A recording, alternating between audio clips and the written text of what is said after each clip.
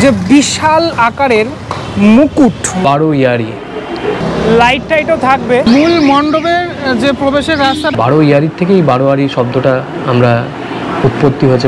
এই যে দুর্গা পুজোর সময় আমরা বিভিন্ন প্যান্ডেলে যাই, ঠাকুর দেখি, সেই পুজোগুলো তো বারোয়ারি পুজো। সেই বারোয়ারি পুজোগুলো কিভাবে আসলো সেইটা আমরা দেখব এবছর বাগুইআটি অশ্বিনীনগর বন্দিমহল ক্লাবে। এবছর দাঁড়িয়ে রয়েছে একদম ক্লাবের সামনে। লাস্ট ইয়ারের পুজোটাও কিন্তু ব্যাপক হয়েছিল, এবছরের পুজোটাও আমরা দেখতে চলেছি। প্যান্ডেল কীভাবে সাজছে সেটা দেখব, ঠিক আছে। কথা কম কাজ বেশি, একদম এই রোড ভীষণ ক্রাউডেড রোড সবসময়ের জন্যই।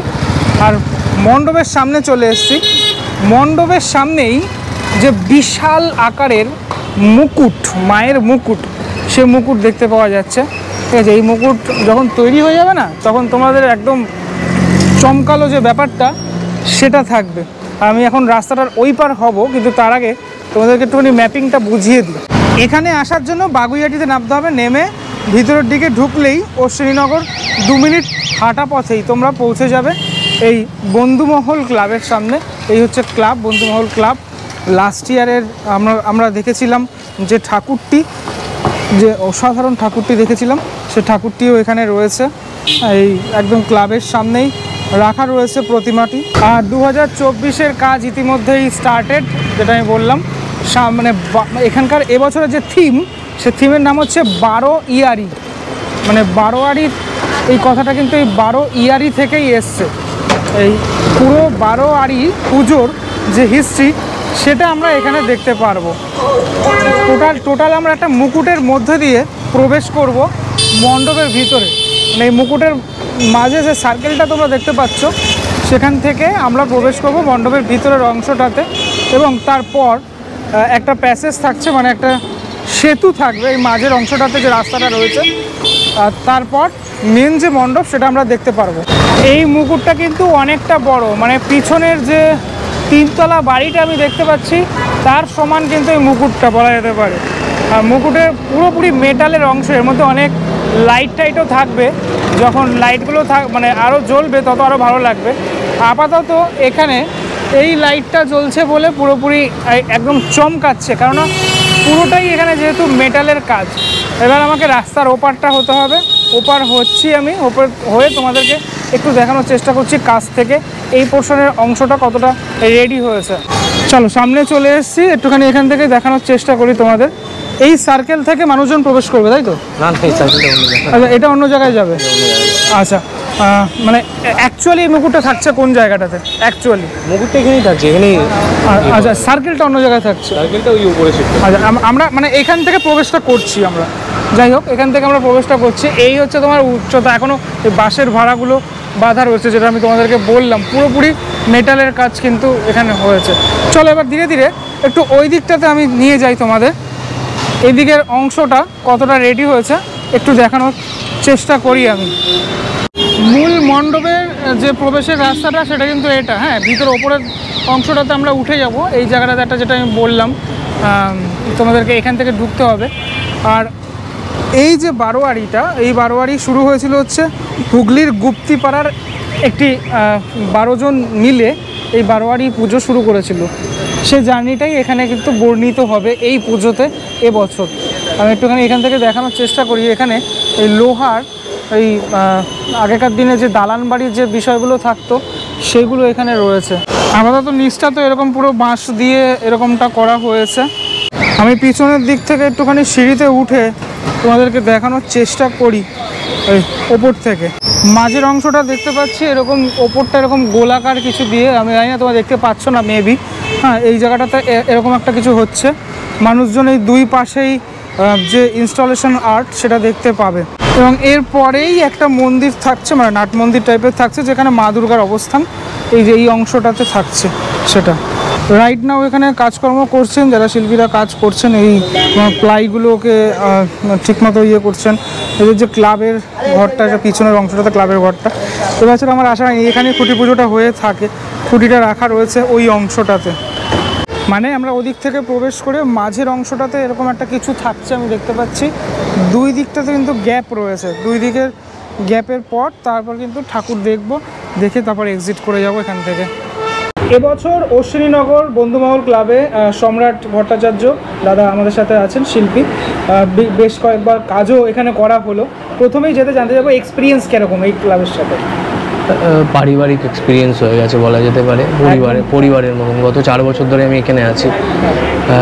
কোথাও মনে হয় না যে কাজের সূত্রে আসা, মনে হয় কোথাও একটা নিজেরই জায়গা, স্পেস, যেখানে একটা ইনস্টলেশন ওয়ার্ক বা এখানে কাজ একটা স্বাচ্ছন্দ্যভাবে করতে পারছি। এবং আমি যখন এই মানে কয়েকদিন ধরে তোমাকে ফোন করছি, তুমি এখানেই আছো, স্টে করছো, আমি সেটা দেখতে পাচ্ছি। যাই হোক, এবারে আসবো মূল টপিকে। এবছর এখানে আমরা কি দেখতে চলেছি, নামকরণটা কি হয়েছে এবং তার তাৎপর্যটা একটুখানি যদি বলো। এই বছরে আমাদের পরিকল্পনা হলো 12 ইয়ারি। তো এটার মধ্যে একটা রহস্য বা গল্প লুকিয়ে আছে যে 12 আরি শুনেছি, 12 ইয়ারিটা আবার কি। তো এই 12 আরি মানে 12 ইয়ারির থেকেই 12 আরি শব্দটা আমরা উৎপত্তি হয়েছে বা জন্ম নিয়েছে বলতে পারেন। কারণ হলো 1790 সালে, এটা ইতিহাস বলছে কিন্তু আমার রিসার্চ বলছে 1766-এ যখন গুপ্তিপাড়ায় কিছু বন্ধুরা হুগলির গুপ্তিপাড়ায় কিছু বন্ধুরা মিলে সেনবাড়ির পুজোতে গেছিল। তো ওখানে ওদেরকে বহিষের উপরে বের করে দেওয়া হয়েছে, ঢুকতে দেওয়া হয়নি বা পুজো মাকে ইভেন পর্যন্ত প্রণাম করতে দেওয়া হয়নি। তো সেখানে সেই বন্ধুরা মিলে আলোচনা করে ডিসাইড করে যে ওনারা নিজেরাই কেননা বিষয়টা নিয়ে এগোতে পারে। কেন কি ওনাদের কোথাও মনে হয়েছে যে এই মুষ্টিবন্ধ মানুষদের বাইরে এখানে কোনোভাবেই পুজোটাকে সেলিব্রেট বা উদযাপন করা যাচ্ছে না। সাধারণ মানুষরা তো এমনি অ্যালাউ নেই, আর যারাও অ্যালাউ আছে তারাও খুব ডিগনিফাইড। তো তাদের বাইরে এই পুজোতে কোথাও কাউকে অ্যালাউ করা হচ্ছে না। তো সেখানে সেই বছরই 1766-এ 12 জন বন্ধু মিলে আর 12টা গ্রামকে নিয়ে তারা একটা পুজো শুরু করে, বিন্দুবাসিনী বারোয়ারি বলে, জগদ্ধাত্রী পুজোর মাধ্যমে। আর সেখান থেকে শুরু হয়ে যায় বারোয়ারির প্রচলন। আর এখন যে আমরা বারোয়ারি দেখি বা এই যে আমাদের এত পুজোর আঙ্গিনা যে আমাদের খুলে গেছে, তার একমাত্র উৎসর্গ কিন্তু সেখান থেকে, যে একটা পুজোকে একটা নির্দিষ্ট জায়গার থেকে বের করে এনে সাহস দেখিয়ে আরেকটা জায়গায় স্থাপন করা, সেটাই হলো মেন কার্যকারিতা ছিল সেই 12 জন বন্ধুদের। তো সেখান থেকে 12 জনের বন্ধুত্ব জায়গায় দাঁড়িয়ে সেই নামকরণ হয়েছে 12 ইয়ারি। আর ইয়ার মানে কি বন্ধু, তাই জন্য বন্ধু তাই জন্য ইয়ারি। মানে আমরা জানি যে যে সময়টার আমি কথা বলছি সেই সময়টা মুঘল শাসন প্রচলন ছিল। তো মুঘল শাসন প্রচলন মানে সেখানে আমরা কিন্তু একটু ঊর্ধ্বর ব্যাপার পেয়ে যাই, যে যেহেতু অনেক ডিগনিফাইড মানুষরা থাকছো। 12 তো আমরা 12 জানি, 12টা কি। আর ইয়ারি শব্দটা কিন্তু একটা ঊর্ধ্ব শব্দ, মানে বন্ধুত্ব, ঠিক আছে। তো সেখান থেকেই বারোয়ারির উৎপত্তি। আর সেই বারোয়ারির কনসেপ্ট অনুযায়ী আমি যখন এগোচ্ছি বিষয়টা নিয়ে, সেই জায়গায় আমি আরও রিসার্চ করে দেখতে পেয়েছি যে এখানে উদ্দেশ্যটা হলো সেলিব্রেশন। উদ্দেশ্যটা যে কোনো একটা পুজো করা নয়, উদ্দেশ্যটা হলো জনগণকে বা জনসাধারণকে এক জায়গায় নিয়ে এসে মুষ্টিবদ্ধ করে একটা হিউজ পরিমাণে একটা বড় সেলিব্রেশন করা। সেই বারোয়ারির থেকেই এখন আমরা সর্বজনীন হয়েছি। সর্বজনীন থেকে ইউনেস্কোর তকমা পেয়ে বা ইউনেস্কোর কালচারাল হেরিটেজ পেয়ে আমরা সেখান থেকে বিশ্বজনীন হয়েছি।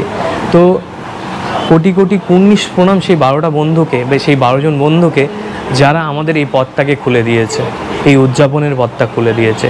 তাদেরকে ডেডিকেট করেই এই বছরের আমাদের থিম বারোয়ারি। এখানে কি এই জার্নিটা দেখানো হবে, মানে ওই ওরা যে শুরু করেছিল, কারা করেছিল, তাদের নাম? বিষয়টা হলো, যেহেতু বিষয়টা মুঘল পিরিয়ডের বা সেটা সেই সময়কার অতটা গুরুত্বহীন ছিল, কেন কি ওরা এগেনস্টে গিয়ে করেছিল, তাই জন্য সেই ইতিহাসের পাতায় তাদের নাম খুঁজে পাওয়া আমার খুব টাফ হয়েছে। কিন্তু তাদের ডিগনিফাইড পার্টিকুলার সেই বারোয়ারি আমি খুঁজে পেয়েছি, কোন বারোয়ারিতে সেই পুজোটা শুরু হয়েছিল। বাট আমি অনেক ডিটেলস সার্চ করার পর তাদের নামগুলো খুঁজে পাওয়া আমার পক্ষে সম্ভব হয়নি।